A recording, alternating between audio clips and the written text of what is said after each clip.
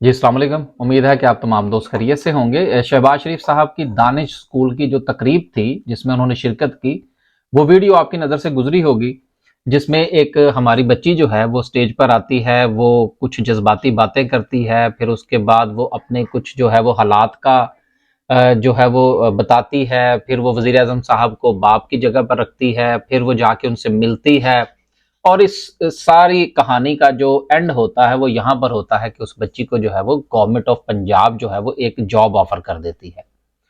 मुझे इस बात से इख्तलाफ नहीं है कि उस बच्ची को नौकरी क्यों दी गई, लेकिन मुझे इस बात पर इख्तलाफ जरूर है कि ये कौन सा मेरिट था जिसको फॉलो करते हुए आपने उस बच्ची को नौकरी दी।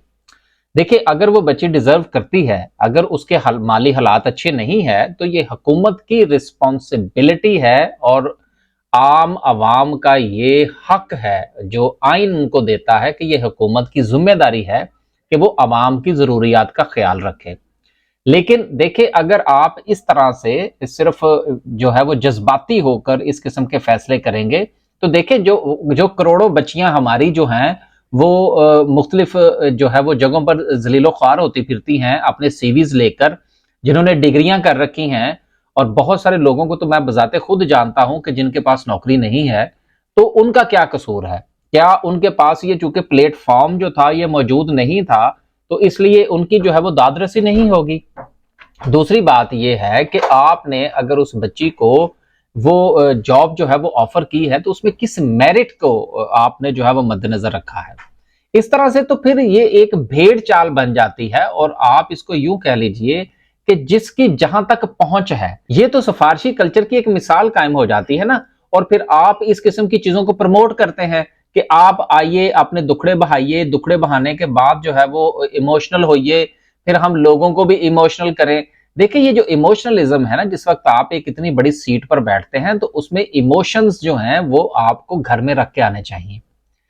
बात यह है कि इससे उन तमाम लोगों को जो कि अपने आप को मेरिट पर लाने के लिए कोशिश कर रहे हैं, जो कि गवर्नमेंट की नौकरी हासिल करना चाहते हैं, जिनके पास डिग्रियां मौजूद हैं, जो तगोदो कर रहे हैं और जो सिफारशी कल्चर पर यकीन नहीं रखते।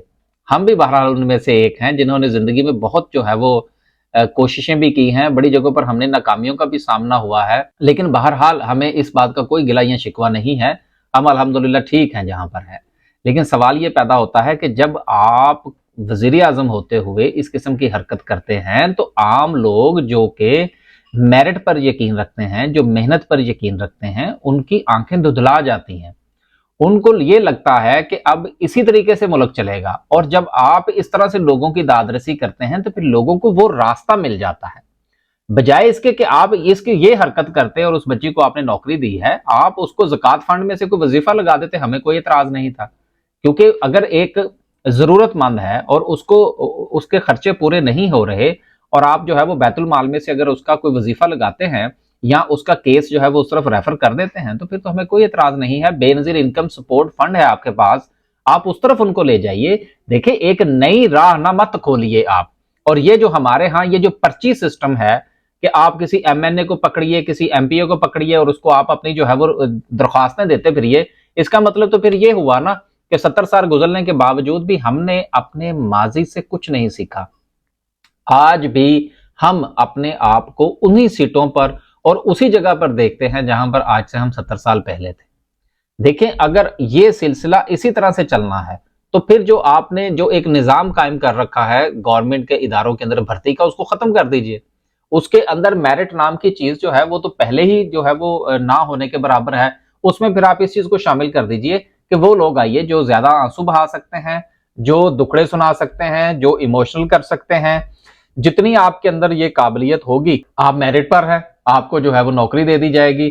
और अगर एक खुददारी को जो है वो सामने रखते हुए अगर एक बंदा जो है वो 15 साल या 14 साल जो है वो तालीम हासिल करता है और उसके बाद वो मेरिट पर आने के लिए मुख्तलिफ किस्म के टेस्ट पास करने की कोशिश करता है और अपनी ज़िंदगी जो है वो, और उसकी जो जूतियां जो है वो घिस जाती हैं मुख्तलिफ दफातर के चक्कर लगाते हुए, आप उसको डिस्कर्ज कर रहे हैं। मैं जो है वो इस बेनिफिट सिस्टम के खिलाफ नहीं हूं, मैं बैतुल माल के खिलाफ नहीं हूं, मैं कमजोरों की मदद के खिलाफ नहीं हूं। लेकिन अगर आप किसी कमजोर की मदद करते हैं, किसी दूसरे कमजोर का हक मारकर, तो मैं यकीनन इसके सख्त खिलाफ हूं। तो मुझे ये चीज बिल्कुल अच्छी नहीं लगी और मुझे ये देखकर ये लगा है कि आज भी हम उसी जगह पर खड़े हैं जहां से आज से 70 साल पहले खड़े थे। और अगर हम ये समझ रहे हैं कि हमारी मुल्क की डायरेक्शन ठीक हो चुकी है या हम जो है वो आगे बढ़ रहे हैं, तो माजरत के साथ मुझे ये बिल्कुल ऐसा नहीं लगता, क्योंकि हमारे यहाँ आज भी वही दकियानूसी जो है वो हरबे आजमाए जा रहे हैं अपनी जो है वो उल्लू सीधा करने के लिए। यकीनन मेरे इस व्लॉग से जो है वो बहुत सारे दोस्तों को मुझसे इख्तलाफ होगा, तो रखिए, और इख्तलाफ रखना आपका हक है, लेकिन हकीकत ये है कि हकदार को उसका हक मिलना चाहिए। सिर्फ आंसू बहाने की बुनियाद पर किसी को नौकरी नहीं मिलनी चाहिए। अगर किसी की जो है वो जरूरियात पूरी नहीं होती, तो यह हुकूमत की जिम्मेदारी है कि वो जहां से चाहे पूरी करे, वो जरूर करे, लेकिन किसी का हक मारकर किसी दूसरे को नौकरी नहीं मिलनी चाहिए। अल्लाह हाफिज।